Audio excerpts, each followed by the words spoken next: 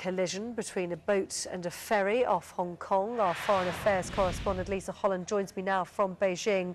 Lisa, this happened last night, your time, and it's now the morning. What is the state of the investigation at the moment?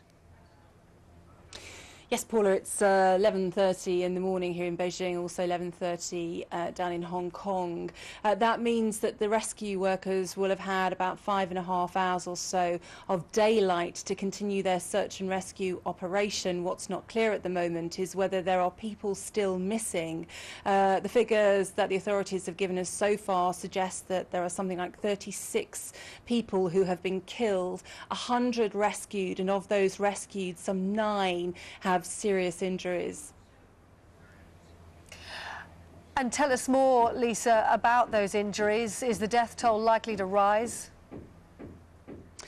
Well, we think that amongst those 9 who have been taken to hospital, some of them may have been serious injuries. You can see from the pictures on the screens here that this apparently is a boat which tipped upside down, plunging perhaps some 100 or so people into the sea. Now, the conditions are such that it wasn't particularly cold.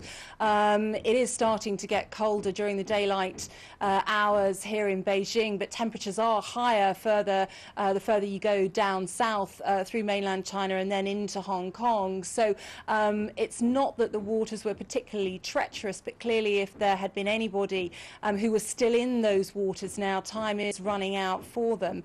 The circumstances, as we understand it, as to what happened are this. There was a ferry boat which was travelling from Hong Kong Island to Lamma Island, which is the 3rd largest in the chain, and that somehow that managed to collide with a vessel which had been hired by the Hong Kong Electric Company and had more than 100 people on board.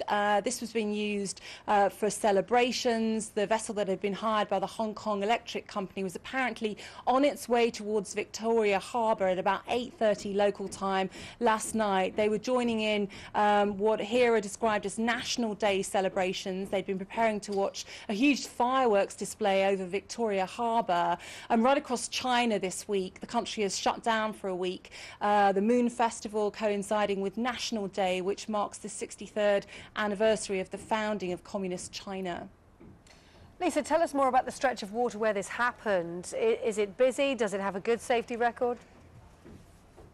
Well, certainly people in Hong Kong are very used to getting around and about between the islands via ferries and via the water. These are very busy shipping lanes indeed. Most people seem to use the ferries to get around, whether it's between Hong Kong, Kowloon or Lamma or any other 200 or so islands. Therefore, the authorities in Hong Kong are very geared up towards dealing with any kind of search and rescue operation. And we understand that this incident happened just outside one of the main terminals on Lamma Island, and that this was a collision involving a ferry which had been coming on its way from Hong Kong. Now, that's about a half an hour or so journey. It meant that the collision was not far from the coastline. Hopefully that will have enabled the authorities to have rescued these 100 or so people who were picked up.